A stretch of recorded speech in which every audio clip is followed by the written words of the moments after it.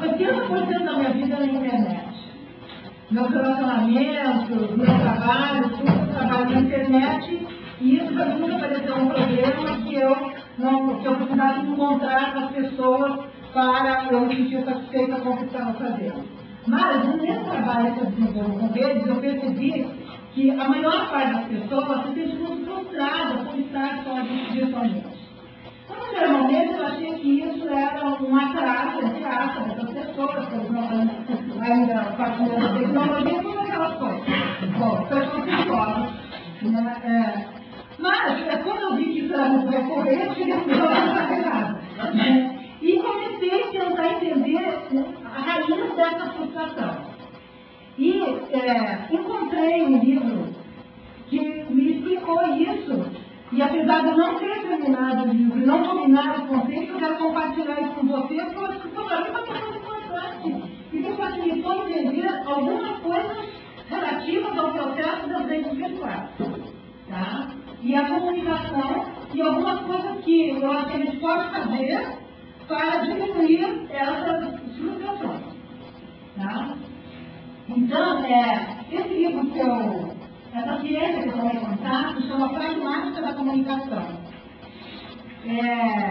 A pragmática da comunicação estuda da comunicação em 3 áreas, que é a linguagem, a sintaxe, a semântica e a pragmática da comunicação. A pragmática da comunicação é uma área que estuda como a comunicação impacta no comportamento. Essa relação de comunicação e comportamento humano. No processo do ato comunicativo. O ato comunicativo é 2 ou mais pessoas se comunicando, a mensagem vai, recebe e tem uma resposta, tem uma sequência aí de emissão, recebimento e resposta. Então tem uma circularidade aí. Né? Então a unidade desse ato comunicativo é a mensagem. Tá? É muito pouco.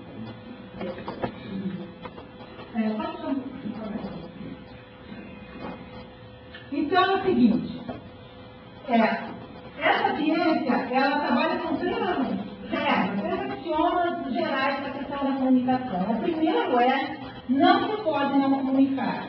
Se você está numa situação de interacional com alguém, não tem como você não comunicar. Mesmo que você fique em silêncio, você está se comunicando com aquela pessoa. Você está comunicando alguma coisa a ela. Então é impossível a gente estar junto e não comunicar. Né?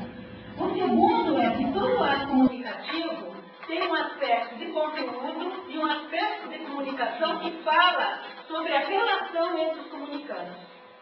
Então são 2 dimensões desse ato comunicativo. Um é o aspecto dialógico, que é esse simbólico, que eu estou usando aqui a língua portuguesa, falando em casa, usando símbolos arbitrários, nós decidimos que isso representa determinado objeto. E o outro aspecto é a expressão não verbal ou analógica, que é relativo a tudo que você não fala expressamente, mas está na sua postura, a voz, ao ritmo, a inflexão de voz, a sequência, a cadência das palavras e qualquer manifestação não verbal que o organismo seja capaz de ter. E, além disso, as pistas de comunicação presentes no contexto onde se dá a interação. Né? E o terceiro axioma, ele fala da questão da pontuação, da sequência, que o ato comunicativo tem que ter essa sequência, o estímulo, a resposta e o retorno.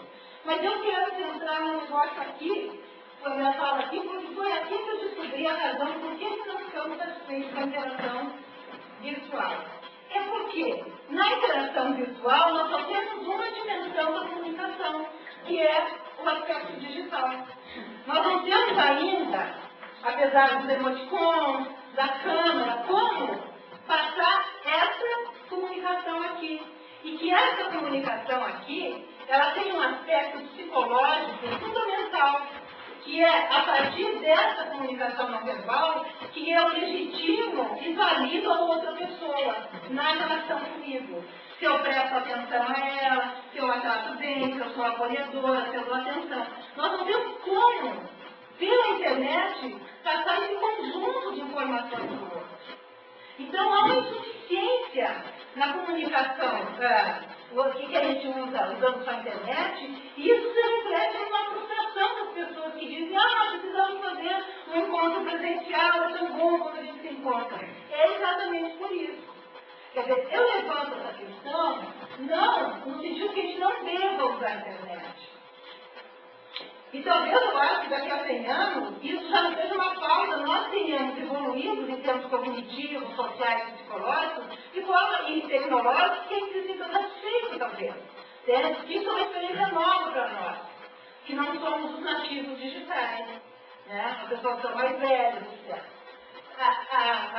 O que eu gostaria de colocar é a importância de usarmos as nossas conversas virtuais outras formas de expressar nossas emoções e de confirmarmos o nosso acolhimento, atenção e carinho pela pessoa que está falando. Então, isso é como um alerta, uma recomendação, uma observação que eu estou fazendo, que eu acho que pode enriquecer a nossa comunicação feita via internet. É isso.